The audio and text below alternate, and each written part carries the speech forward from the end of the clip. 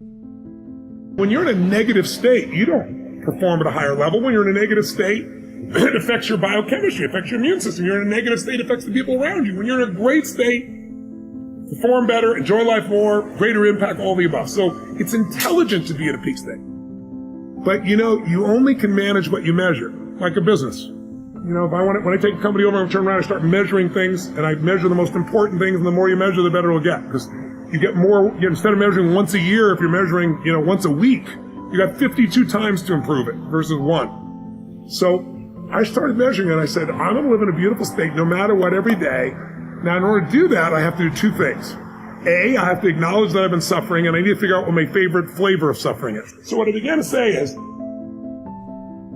I want to be happy even if they screw up. I want to be happy even if they lost $1 million. I want to be happy, if my happiness is dependent upon other people behaving a certain way, the way I want them to, I'm a pretty influential guy, but I'm not God, right? And everybody's got their own things that they're doing. I'm never going to stay happy. And if I have to even make my happiness based on me behaving a perfect way every moment, it's not going to happen. So I gave room for life. And I decided to make a real decision. That's my invitation to people, and then I'll answer your question of how I know. First, you got to make the decision that says, life is too short to suffer.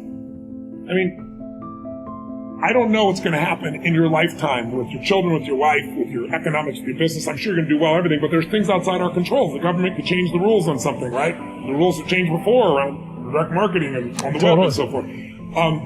Somebody in your family could get very ill. Someone can die in our families, right? No one wants to talk about it, but it can happen. If your happiness is only going to be when everything matches how you think it should be, you're not going to be there. And my view is that there's power in happiness.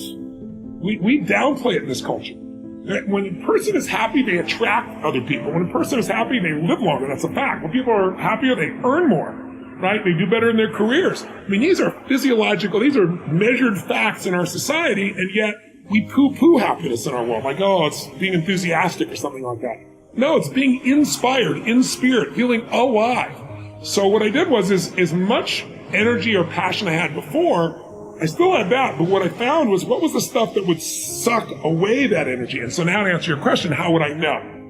Number one, I put the line in the sand and said, these are the ones I tend to drop into.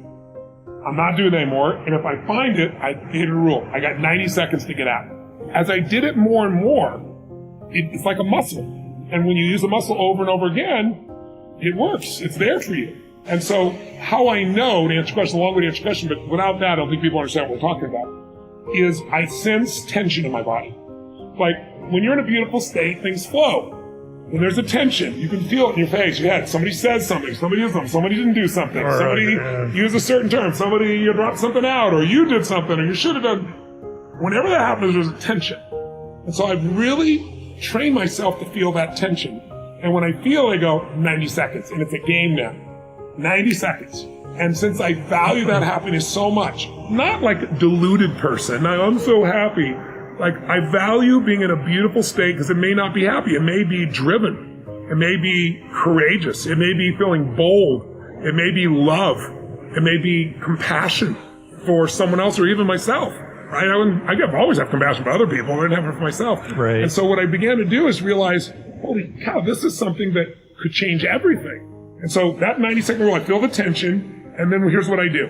I know that it's triggered by one of three language patterns as a trigger, as an example. Lost, less, never. If you perceive that someone you're counting on, they failed to do something, or they failed to say something, or you failed to do something, or say something that you should have, then what happens is that tension starts to show up because your brain goes, I lost that opportunity. I lost this moment. I lost that respect. I lost this love. I lost the money. I lost whatever you thought you lost. And loss is always an illusion. It's like the next opportunity is 2 minutes around the corner. It's not that complex. If we look for it, if we find it, if we don't live in the illusion of loss. Or less is the next one. If you think because he or she did something or didn't do it, you have less of something you value, less love, less joy, less excitement, less time, less energy, less economics, less respect, you're going to suffer inside. Some people suffer by being angry. Some people suffer by feeling sad. Everyone has different flavors, right? But you're going to suffer. And the worst one is never. If you think because she or he did this, or Donald Trump did something or didn't do it, or Mary Sue or you self didn't do it, and now you'll never have that love, you'll never have that respect, you'll never have that joy, you'll never have that economics. Once you believe that stuff, then the suffering stays. So the way out of lost, less, never is always appreciation or gratitude or love. As I've grown older, I've learned to appreciate living in the moment, and I ask that you do too. I'm asking this graduating class, those of you here, I've asked all of my viewers in America and across the world to do this one thing. Keep a grateful journal. Every night, list 5 things that happened this day, in days to come, that you are grateful for.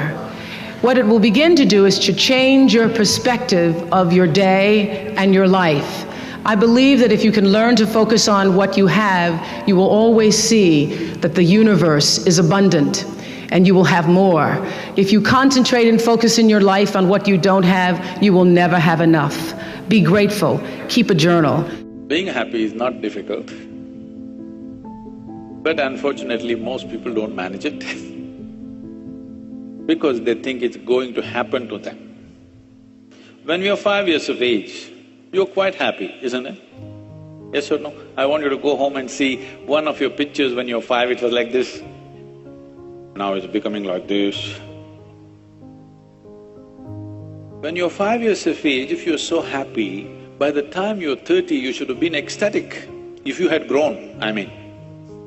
But by the time they're 30, most people are mess themselves up in so many different ways.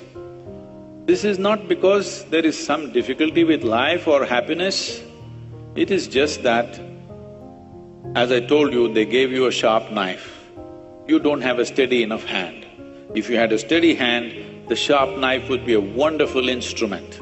If you don't have a steady hand, you keep cutting yourself, and now being happy when a knife is constantly cutting into you is very difficult, for sure.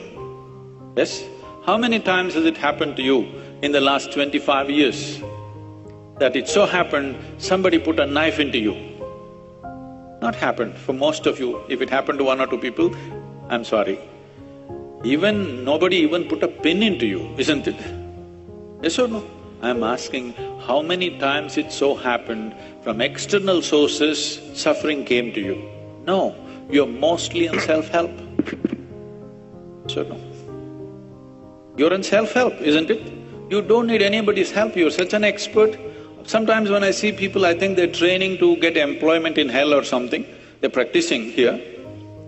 Because they're so good at self-torture, they may be good at torturing other people. So happiness is neither easy nor difficult, because there is no states like this. This is happiness, this is unhappiness. You are slipping between this and that any moment, isn't it? Yes or no? It's not like there is a capsule of happiness and a capsule of unhappiness and they're separate.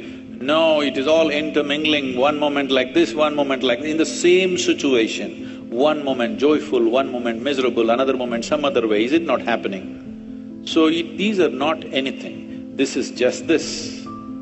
You are a volatile being right now, not stable enough. I told you this is an evolutionary problem. Your intellect and your awareness evolved ahead of your physiology. You're only 1.23% away from a chimpanzee, but in intelligence you are big away.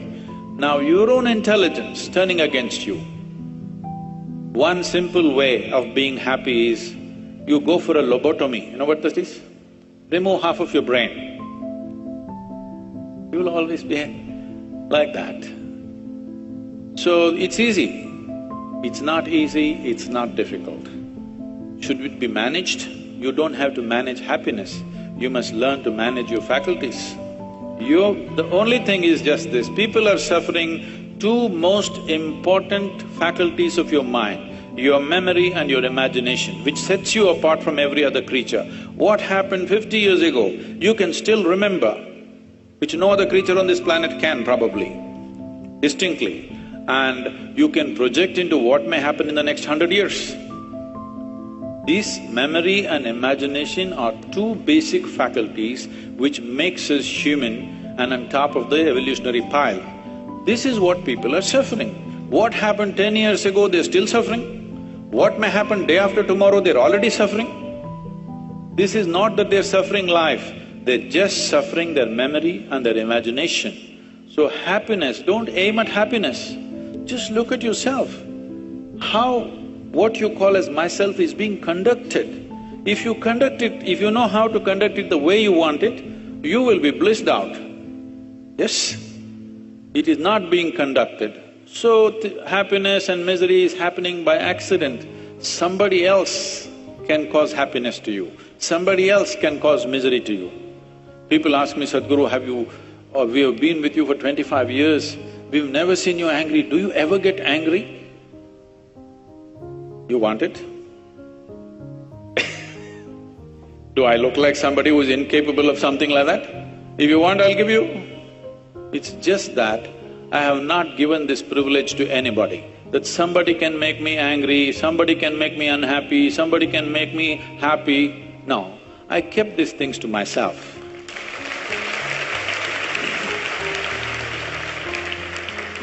You must keep it to yourself too. It must be… the best hands are you, isn't it? Yes? Your joy and misery must be in your hands, isn't it? If you choose to be miserable, I'm not against it. But what you want should be happening within you, not otherwise, isn't it? It's kind of unrealistic and can be destructive to place the responsibility for your happiness on anybody other than yourself. It's Nina's fault that I'm not happy. Where are you, Nina? Blame yourself. Success completely misunderstood. Rise and shine, it's Espresso time. What's up, Believe Nation? It's Evan. I believe in you, and this channel is designed to be part of your daily success routine. So let's start your day off right together. Grab your coffee and sip on today's message. Take responsibility for your happiness. Over to you, Will Smith. Also, if you want to know what Will Smith has to say about confidence and excellence, check out my 254 series, where every day for the next 254 days, I will send you a morning video for free to help you build your confidence. The links to join are in the description below. I was excited about taking a shot. The fact that it was so strange, you know, as an artist, it was fun to get out on that limb and hoping it doesn't break under your feet. It takes such a desperate, obsessive focus to excel on the level that I want to make movies. I wake up every morning. Espresso keep me going. I wake up every morning. Happiness is so important. I'm so obsessed with it right now, and I hate that success and entrepreneurship and all this stuff have been put on a pedestal. Do you understand that most people think they need to make $1 million a year to be like winning? Meanwhile, in America, one of the richest countries in the world, $440,000 is the entry into the 1%. We have success completely misunderstood. We have success completely misunderstood. Let me tell you what success looks like. When you wake up in the morning and you're happy. Well, I mean, he does a lot of my back office stuff for me, and I'm always waiting for him to help me. And you know, like my coaches are like, "You're fine, you can do it," but I'm like, "You don't understand." And he's the support, but he's not like moving fast enough. The reason why he's not is because he doesn't understand either how critical it is that he supports you. He doesn't feel like he matters. Probably, because I probably don't make him feel like he matters. That's it, bingo. Yeah. If you were to leave here and do nothing but anytime you do, oh my God, I so appreciate that you just did that. You have no idea. Thank you, honey. If you were to bring him more into the business, not as in selling, but cheering for him, and making sure he understands that every stride you make is only because of what he's doing back at home. So true. That will change how he behaves. Oh, I know it, because I have the part of our company that's out in the spotlight. My husband runs the books, runs legal, runs operations, runs HR, and is also the point parent while I travel. And so it'd be very easy to feel unappreciated because his role is not visible. I go out of my way to Snapchat at him, to acknowledge him, to elevate him, to thank him, to make him feel appreciated. Because that's what's missing. If somebody's not motivated on your team, whether it's your spouse or somebody else, they don't feel appreciated. Okay. That's why.